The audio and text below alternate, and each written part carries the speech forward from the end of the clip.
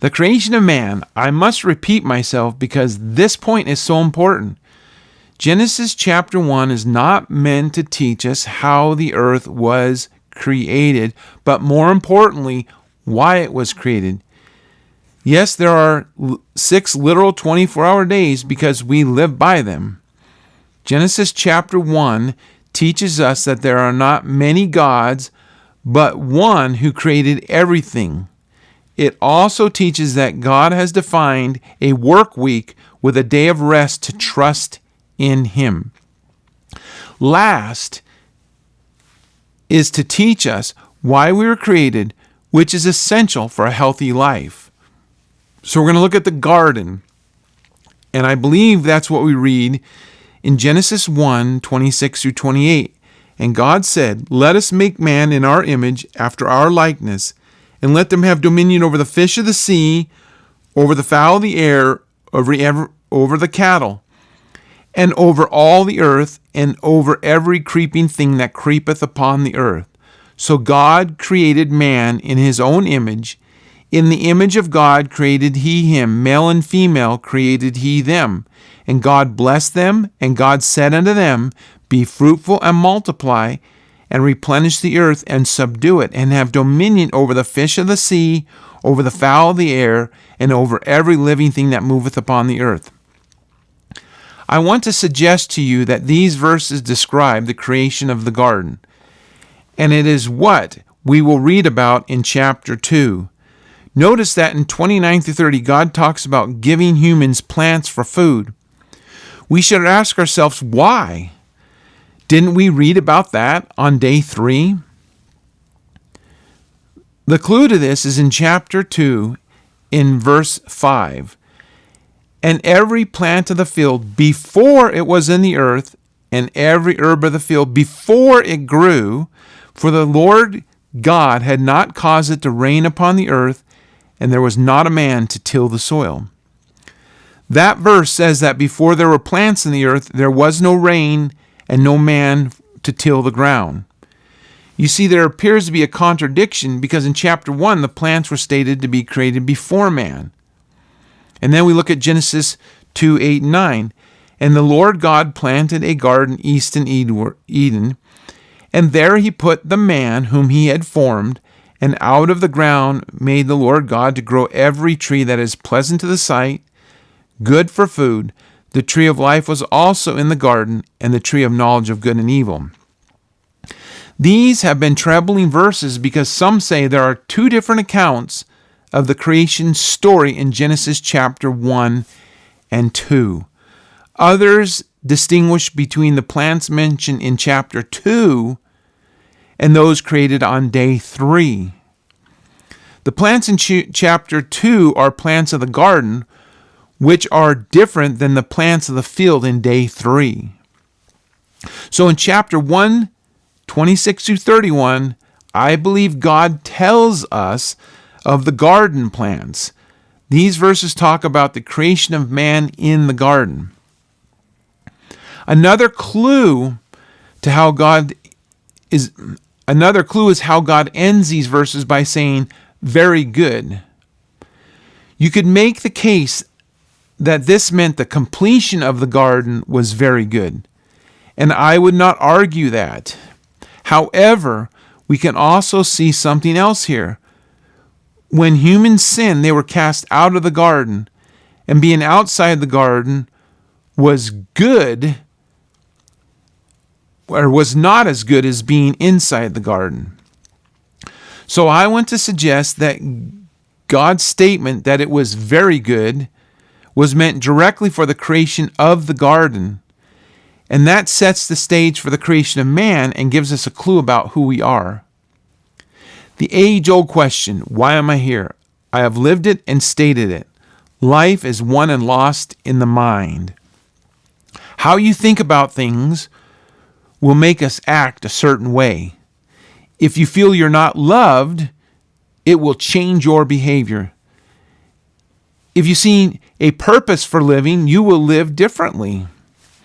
Your reaction to problems is based upon what you think. If you want to live right, then you have to think right. Genesis is the place to start. Science cannot give you the meaning of life. And we create philosophies about life derived from science, but the meaning of life is philosophical. Here in Genesis, we are told that we are different from the rest of creation because we are created in God's image. If you are aware of the Ten Commandments, you know this is one of them. Genesis 20, verse 4, "Thou shalt not make unto thee any graven image, or any likeness of anything that is in the heaven above, or that is in the earth beneath, or that is in the water under the earth." Making an image of God is strictly forbidden. If you notice, God created an image of himself in mankind. This should be powerful knowledge. If you don't see this, please meditate on it for a while. For us to make an idol is to reduce ourselves. Making an idol means that I am lacking in who I am, so I must make something to rule over me. God says, "No, you are to rule in my place."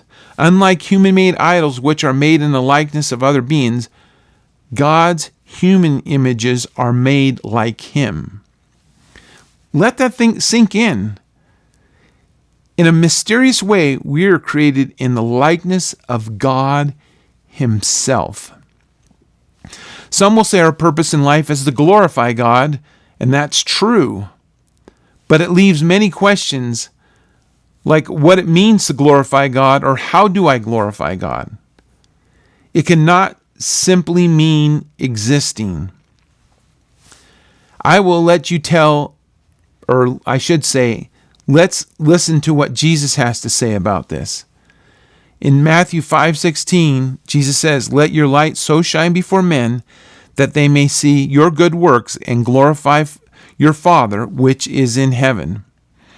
We glorify God with our good works, just as children honor or make their parents happy when they do the right thing. We glorify our parents when we achieve great things because it reflects on how they raised us. Before I move on, I must mention the creation of man. Notice man is created both male and female. The feminist movement has tried to draw a distinction between male and female that God never intended. That is a very in-depth discussion, and if you want to learn more, I suggest you listen to Mike Winger's YouTube channel, where he discusses this. Search YouTube for "Was Woman Submission Just a Curse to be Overthrown? Woman in Ministry Part 2," or you can listen to it on the Bible Thinkers podcast. I'll also put a link of it in the description below. God makes it very clear what humans were created for, which is to have dominion over the earth, as he states this twice. Let them have dominion over, and then he says, and subdue it and have dominion over. We are created to be rulers over the earth. That does not mean taking advantage of it. It means to be good stewards of the earth. God is the earth's owner. So if someone gives you charge over care of something they value, you are responsible for seeing it is used and cared for in a good way. Here is a question I want to leave you with to meditate on. See how this plays out in the Bible. If the world was perfect, what was there to have dominion over? More than that, God adds to having dominion, we must subdue it. The word subdue means to bring into bondage. It suggests that there are things that are not quite about the earth that man needs to set in order. So I circle back here to good and very good. If being in the garden was very good and outside the garden was only good, then maybe humans were subdue the rest of the world so that it would be like the garden. Here's how you read the Bible. If you find these claims, do not forget them and move on. You should hold these questions in your mind and try to find the answers as you read, just like you would in a novel or a movie. The beginning of a good story sets the scene's condition, develops it, and then brings a resolution. That's what the Bible does. So thanks for listening. I hope you follow me on this journey of knowing our Bible.